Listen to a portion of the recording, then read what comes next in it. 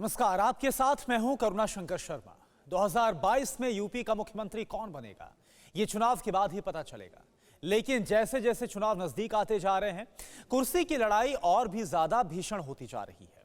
अखिलेश यादव छोटी छोटी पार्टियों के साथ चुनावी ताल ठोक रहे हैं। बीजेपी विकास मॉडल के बूते सत्ता में वापसी का रास्ता बना रही है। मुद्दों के इस ज्वार के बीच राजनीति के केंद्र में मुसलमान भी हैं, जिन्हें साधने की कोशिश में अखिलेश यादव भी हैं, मायावती भी हैं और इस बार असदुद्दीन ओवैसी भी हैं। लेकिन यूपी के 20% मुसलमानों को कौन कबूल है? योगी मोदी की डबल इंजन वाली सरकार या फिर नया गठबंधन? आखिर 2022 में मुस्लिम किसकी ताजपोशी के लिए तैयार हैं? इसका जवाब एम फैक्टर के स्पेशल एपिसोड में मिलेगा, सीधे बहराइच से।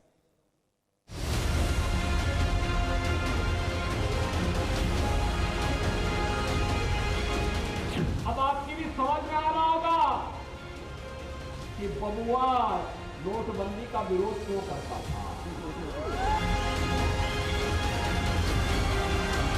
भारतीय जनता पार्टी ने जनता को लगातार परेशानियां दी हैं।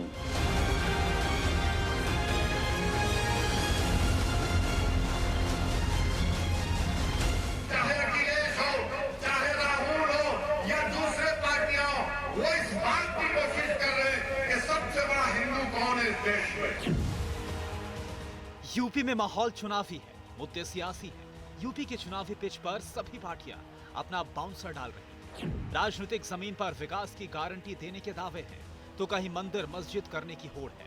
मजहबी तकरीरें हैं तो ध्रुवीकरण की कोशिश भी। इस तरह यूपी की चुनावी बिसात पर राजनीतिक सूरमा अपने दावों के साथ चुनावी मैदान में है। चुनाव में वोट के आकर्षण के केंद्र में है मुसलमान। मुस्लिम वोटर को लेकर समाजवादी पार्टी से लेकर कांग्रेस तक दावे कर रही है। लेकिन मुसलमान किसके साथ हैं, ये उत्तर प्रदेश के करीब 19% भाईजान को ही पता है। नमस्कार, मैं हूं श्रीनिवास और इस वक्त एम फैक्टर के कारवां के साथ पहुंच चुका हूं उत्तर प्रदेश की बहराइच जनपद में। जी हां, प्रदेश का वो जनपद जहां के मुस्लिम मतदाता ये तय करते हैं कि आने वाले चुनाव में कौन बनेगा यहां का सिकंदर। तो आइए चलते हैं और जानते हैं बहराइच के मुस्लिम मतदाताओं की सियासी मूड मीटर। 2017 के विधानसभा चुनाव में बहराइच सीट पर कमल खिला था। यहां की जनता ने बीजेपी पर भरोसा जताया था। यह परिणाम उस जगह का था जो मुस्लिम वोटर्स का मरकज कहा जा सकता है। बहराइच विधानसभा में करीब 60% मुस्लिम वोटर हैं। वहीं पूरे बहराइच जिले का जातीय समीकरण देखें तो हिंदू 65%, मुस्लिम 33% और अन्य 2% हैं। मतलब बहराइच के 1/3 वोटर मुसलमान हैं। लिहाजा चुनावी हार जीत के फैक्टर में मुस्लिम वोट कितना अहम है, बहराइच में जानना भी जरूरी है। सदर विधानसभा क्षेत्र है बहराइच का और शायद ये सदर बाजार भी है ना? बाजार का क्या? जी सदर बाजार है। जो उत्तर प्रदेश की राजनीति होती है तो कहीं ना कहीं चुनाव के वक्त मामला मंदिर मस्जिद धर्म मजहब पर टिक जाता है। क्या लग रहा है इस बार भी मामला वैसे ही टिकेगा क्या? नहीं, इस बार तो ऐसा मामला नहीं है, लेकिन जैसा कि सुनने में आया है कि आगे जो रणनीति चल रही है मथुरा को लेकर के, ये बात मुनासिब नहीं है। मतलब लग रहा है कि मथुरा को फिर से आगे लाके और मुद्दा मुद्दा बनाएंगे उसको और मुद्दा बनाने के बाद में सब एक तरफा मामला करेंगे उसको, तो ये मुनासिब बात नहीं है। आप कह रहे हैं पोलराइज करने की कोशिश की जाएगी, हिंदू मुस्लिम इधर उधर। जी आपको लगता है ऐसा हो पाएगा? आप तो रहते हैं ना यहाँ पे, आपके आसपास हिंदू भी हैं, मुसलमान भी हैं, सारी जातियों के लोग हैं। नहीं, देखिए ऐसा है कि माहौल जब बनता बिगड़ता है, जब माहौल जब बिगड़ता है तो माहौल के साथ आदमी जुड़ जाता है, समझे। तो माहौल बनाने की कोशिश जो हो रही है ये बात नहीं ठीक है। अच्छा ये बताइए चाचा, अभी माहौल लग क्या रहा है? माहौल फिलहाल तो लग रहा है कि मतलब सब कुछ ठीक ठाक है। फिलहाल तो ठीक ठाक है। बहराइच में किसके पक्ष में हवा लग रही है? भाई बहराइच में तो सापा का चल रहा है मामला। यूपी में करीब 19% मुसलमान हैं। विकास के नक्शे पर मुसलमान कहां ठहरते हैं? मजहबी मुद्दों के ज्वार के बीच मुसलमान की मनोदशा क्या है? 2022 में यूपी के मुसलमान किसके साथ हैं, क्यों हैं? राजनीति के तरकश में भरे मजहबी तीर क्या मुसलमानों को लुभा पाएंगे? आज इन सवालों का मुकम्मल जवाब बहराइच के मुसलमान देंगे। जो मुझे जानकारी मिली, दिल्ली से आते आते मैंने जो जानकारी इकट्ठा की तो मुझे पता चला, खास करके सदर विधानसभा की बात करें तो लगभग मुस्लिम मतदाता, हिंदू मतदाता, इनको मिला के 50-50 का मामला है। यही है ना? लगभग नहीं, 60-40 का। 60-40? 60-40। 60 कौन? 60 मुसलमान है, 40 हिंदू है। और तब भी बीजेपी जीत गई यहाँ से। नहीं तो यहाँ कई पार्टी वाले मुसलमानों को ही खड़ा करते हैं। हम ये मुसलमान को वोट कट जाता है वो जीत जाते हैं। हम तो ये भी मान सकते हैं कि मुसलमान भी बीजेपी को वोट देते हैं। जब 60% मुसलमान हैं तो ऐसा तो नामुमकिन लगता है। बीजेपी को मुसलमान कैसे वोट दे? वो हर समय मुसलमानों की मुखालफत में रहते हैं, उनकी बुराई में रहते हैं, तो मुसलमान उनसे कैसे जुड़ जाएगा? इसीलिए मुसलमान जो है हमेशा साइकिल के साथ है, साइकिल के साथ रहेगा। तो पिछली बार ऐसा कैसे हुआ कि 60% मुस्लिम मतदाता होने के बाद भी बताए ना कि कुछ वोट तो कट गए, बाकी कुछ बेईमानी भी हुकूमत की तरफ से कराई गई। आप कह रहे हैं कि कुछ वोट सपा को चले गए, कुछ बसपा को चले गए, कट गए, लेकिन इस बार ऐसा नहीं होगा कि सपा का सफाया, उसका बहुजन का सफाया है, बहुजन का कोई यहाँ क्रेज नहीं है। मतलब सारे अगर ये माने कि अल्पसंख्यक वोट जो है वो सपा की तरफ अभी जो लग रहा है। बंगाल में जैसे हुआ था एक तरफा माया उनको जो है ममता को मिला था, इसी तरह अखिलेश को यहाँ मिलेगा। एक बात तो मैं भूल ही रहा था, एक और आ गए हैं आपके रहनुमा। वो रहनुमा है, सही है, सब कुछ है, लेकिन कौन है वो ओवैसी है भाई। तो उनको वोट देने से कोई फायदा है नहीं कि वोट खराब होगा उनको। बहराइच ने कभी किसी एक पार्टी पर भरोसा नहीं जताया। यहाँ के मुसलमान कभी एक पार्टी के साथ नहीं रहे। हाँ, जातीय समीकरण की वजह से समाजवादी पार्टी कई बार यहाँ से जीत चुकी है। वहीं 1980 में भारतीय जनता पार्टी का कमल खिला था। बीजेपी के धर्मपाल ने कांग्रेस प्रत्याशी को हराया था। फिर 1985 में सीट पर कांग्रेस के महारन नाथ कौल ने जीत दर्ज की। 1989 में बीजेपी विधायक रहे धर्मपाल ने दूसरी बार कांग्रेस से जीत दर्ज की। 1991 में बीजेपी प्रत्याशी ब्रजराज त्रिपाठी ने जनता पार्टी के प्रत्याशी को हराकर जीत दर्ज की। 2017 में मोदी लहर में फिर ये सीट बीजेपी के पास आ गई। कैसा चल रहा है बिजनेस? फिलहाल तो चल रहा है, लेकिन महंगाई चरम सीमा पे है। क्या समझे? जबकि बहराइच बहुत अमन शांति शहर है, लेकिन हम लोगों की ये राय है कि जो आम पब्लिक है जो इस्तेमाल की, जैसे दवा है, गल्ला है या गैस है, कम से कम गवर्नमेंट इसके ऊपर कंट्रोल करे। तो आपको लग रहा है महंगाई किसी तरह का मुद्दा होगा? बहुत जबरदस्त, बहुत जबरदस्त। मुझे नहीं लगता कि ये कभी मुद्दा होता ही नहीं। रोजगार हो, महंगाई आवाज उठाई जाती है, लेकिन गवर्नमेंट के नहीं, ये मुद्दा होता ही नहीं है। मुद्दा फाइनली वही होता है जी कि हम बात तो करते हैं, नेता भी मंच से कहते हैं विकास, रोजगार, शिक्षा, लेकिन अंदर क्या बात होती है? भाई हम मुसलमान हम उधर, हम हिंदू हम उधर, हम फलाने जाति के हम उधर। मुद्दा तो यही बन जाता है। ये सोच तो गलत है, हिंदू मुसलमान गलत है, लेकिन यही होता है ना। जी सही आप कह रहे हैं, लेकिन ये नेता जो है खुद लड़वाते हैं। क्या लग रहा है, जात पात मजहब धर्म चलेगा या फिर विकास रोजगार का मुद्दा चलेगा? बीजेपी वाले तो धर्म लेके चलते हैं। आप क्या लेके चलेंगे? हम तो यही लेते हैं, सबका साथ सबका विकास हो। अरे आप तो मोदी जी वाला नारा लगाते हैं। तो हम पब्लिक होके कह रहे हैं, हम नेतागिरी नहीं कर रहे हैं। तो आप भी कहते हैं सबका साथ सबका विकास। हमने क्या कहा कि इसके ऊपर, महंगाई के ऊपर कंट्रोल करें। विकास बीजेपी का सबसे अचूक हथियार है। 2017 में बहराइच ने बीजेपी के विकास थ्योरी पर भरोसा जताया था। बहराइच में कुल 7 विधानसभा सीट है। मुस्लिम मतदाता ज्यादा होने के बावजूद यहां से बीजेपी ने बाजी मारी। 7 विधानसभा सीट में 6 पर बीजेपी ने जीत दर्ज की, जबकि 1 सीट पर समाजवादी पार्टी ने कब्जा जमाया था। कांग्रेस और बहुजन समाज पार्टी का खाता भी नहीं खुल पाया था। क्या आपका भी बिजनेस वगैरह है? जी। किस चीज का है? धागे बटन का तो धागा बटन के बिजनेस है। धागा बटन? जी। किसके कुर्ते में बटन की तैयारी है? अरे बस सभी के लगते हैं, सबकी जरूरत होती है, सबका होता है। लखनऊ वाले कुर्ते में किधर बटन लगेगा? अब लखनऊ नहीं, बहराइच का बताया। बहराइच में सापा चल रही है, सापा चलेगा। सपा चल रही है? अरे रोक के रखिए, चलाइएगा क्यों? साइकिल चल रही है। साइकिल चल रही है। क्या लग रहा है, शिक्षा मिल रही है लोगों को? कुछ नहीं मिल रही है। जाके आप देखिए सरकारी स्कूलों का क्या हाल है, बस से बदतर हाल है। तो इसके लिए जिम्मेवार कौन है? सरकार है। और कौन सी वाली? कौन है इस वक्त? वो होगी। अरे तो भैया 70-75 साल से चल रही है सरकारें, 70-75 साल हो, चाहे जो है शिक्षा अगर बढ़ेगी तभी होगा। पहले कैसी थी शिक्षा? कोई भी हो, हमको इससे मतलब नहीं है, हिंदू है कि मुसलमान है, इससे कोई मतलब नहीं है। यही हम जानना चाह रहे थे। कोई भी आए, नेता मंत्री कोई भी आए, वो शिक्षा दे। हम कह रहे हैं हिंदू मुसलमान आप मत चुनिए, हम कह रहे हैं कि शिक्षित चुनिए। किसी को भी चुनिए, चाहे बीजेपी से हो, चाहे बसपा से हो, चाहे समाजवादी से हो, कोई से भी हो। जय भारत। बहराइच के मुस्लिम वोटर का यही मिजाज हर बार सियासतदानों को चौंकाता आया है। गवाह 2012 के विधानसभा चुनाव नतीजे हैं। तब बहराइच के भाईजान ने सभी पार्टियों को बराबर मौका दिया था। 7 सीटों में से बीजेपी को 2 सीट, कांग्रेस को 2 सीट, समाजवादी पार्टी को 2 सीट और बीएसपी को 1 सीट मिली।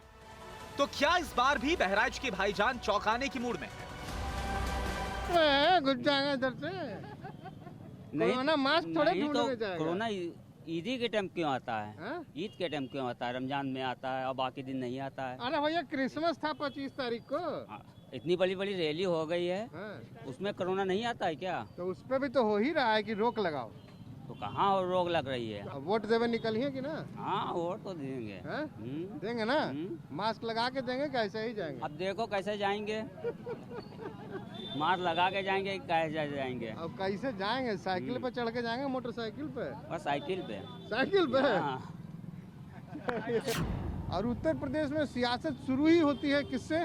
औरंगजेब से, जी जिन्ना से, बिल्कुल, अकबर से, बाबर से। और अब तो ओवैसी साहब कह रहे हैं आने दो, हमें बता देंगे। क्या चल रहा है?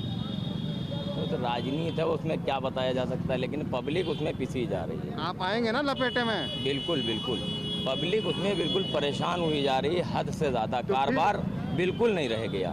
भाई हम लोग को तो सिर्फ यही चाहिए ना। तो आप वोट तो जाके देते हैं जात धर्म मजहब पे? नहीं, सिर्फ साइकिल पे।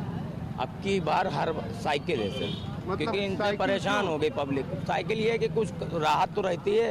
लड़का हमारी दुकान का पकड़ लिया गया या कोई मामला हो गया, कोतवाली में सुनवाई तो होती है हम लोगों की। अभी नहीं हो रहा कुछ नहीं, पैसे दीजिए काम होगा, वरना कोई काम नहीं होगा। आप ऐसा जानिए, पैसे हैं तो पैसे हैं तो काम होगा, वरना एक लड़का हम नहीं छुड़ा सकते अपना कोतवाली से ना। कितने कमाई जब नहीं तो पैसे कहाँ? है ही नहीं।